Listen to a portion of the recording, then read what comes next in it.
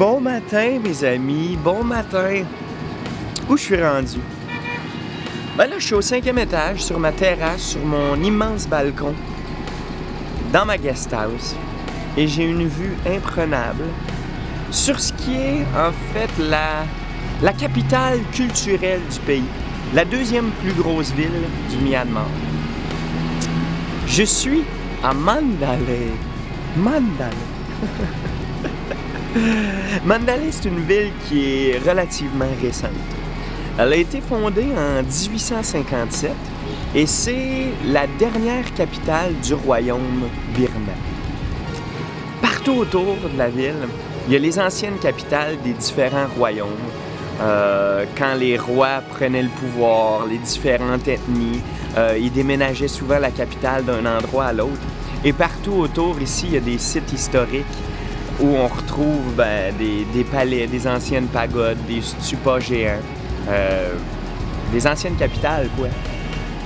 Et Mandalay, c'est une ville très cosmopolite, hein? Il y a beaucoup de mosquées, il y a beaucoup de Chinois, beaucoup de musulmans. C'est un mix. Hier, j'ai eu une des meilleures bouffes indiennes que j'ai eues depuis l'Inde. C'était vraiment bon. Et Mandalay, c'est le dernier endroit qui a été conquis par les Anglais. Parce que c'est pas mal plus au nord. Parce que les Anglais avaient commencé à conquérir le Myanmar en 1824 par la première guerre anglo-birmane. Et à la troisième guerre, en 1872, ils ont pratiquement annexé tout le pays et Mandalay. Puis c'est là que le royaume birman a chuté. La ville est restée très importante. C'est une grosse ville, moins bruyante que Yangon, beaucoup moins chaotique, ce qui me manque un peu. J'ai eu beaucoup de petites villes dans les dernières semaines, mais je crois qu'il y a beaucoup de choses à voir. Ce matin, en fait, je dois y aller dans 5 minutes, je vais prendre un bateau pour me rendre dans une ancienne capitale qui est Mingun, qui est à seulement 12 km d'ici au nord. Fait que je vais prendre un petit bateau pour voir de quoi ça a l'air.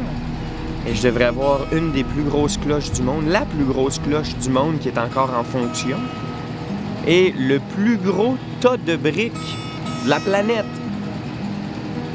Et moi, ça m'en prend pas gros, hein. Quand vous marquez le plus quelque chose du monde, c'est sûr que j'y vais.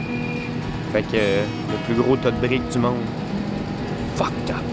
Fait que je vous montre la vue, le building. Rien d'impressionnant, mais je suis à Mandalay, man.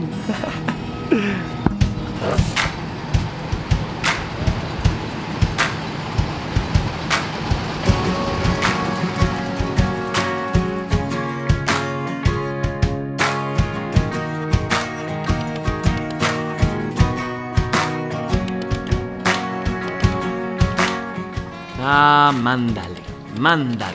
Comment te décrire? Je le sais pas, sérieux. Je le sais vraiment.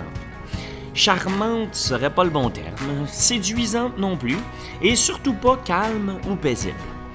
Je vous dirais dans ce cas-là, plutôt stimulante, excitante, bruyante et intéressante à découvrir. Tout d'abord, Mandalay, c'est une grosse ville. En fait, la deuxième plus grosse ville du pays, avec environ 1 million d'habitants, ou 2,5 pour toute l'agglomération. Ça a été la dernière capitale royale entre 1860 et 1885. Et on la surnommait alors la Cité des Joyaux. Elle a malheureusement été pas mal détruite par des incendies successifs dans les années 80. Mais heureusement, les monuments principaux sont toujours là. Et ça, au grand plaisir des touristes. Sinon, on est sur le bord de l'eau, sur le bord de l'Irrawaddy, un des plus longs cours d'eau du Myanmar et qui est long de plus de 2000 km. Et ce que je vous disais tantôt concernant le côté multiculturel de la ville, c'est vrai, pas à peu près.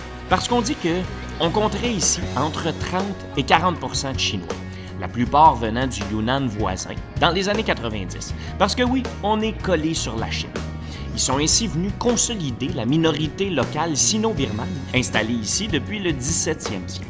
Et là, je change de sujet, mais je retourne à ce qui se passe en ce moment. Vous aurez donc remarqué qu'on est parti en bateau. On est parti à l'aventure en direction de Mingun, où on va s'amuser sur le bord de l'eau et où on va découvrir des monuments impressionnants.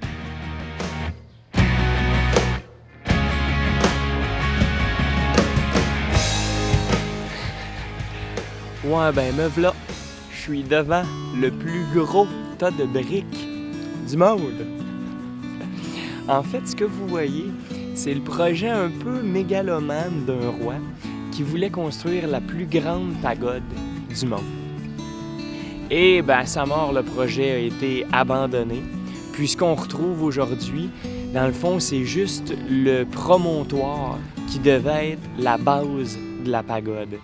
Et devant l'immensité du promontoire, on peut imaginer à quel point la pagode aurait été immense au-dessus de ce tas de briques-là. Il paraît que je peux trouver une maquette qui représente à quoi ça aurait eu l'air à la fin de la construction, mais c'est beaucoup de briques.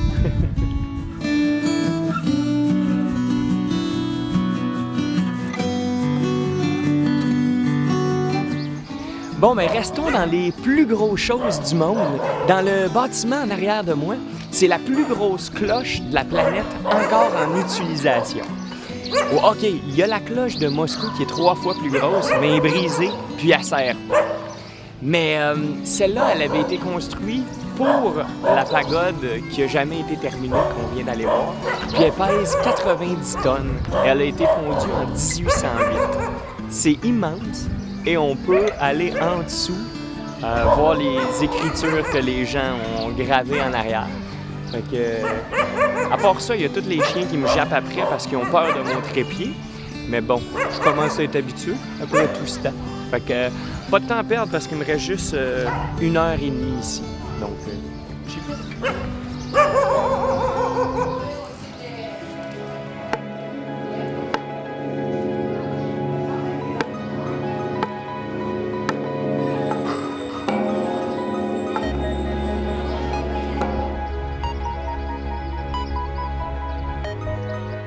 On finit ça avec la pagode Simwim, une pagode construite en mémoire de la femme du roi, morte en donnant naissance à leur fils. Une histoire qui me rappelle un autre monument très populaire de l'Inde.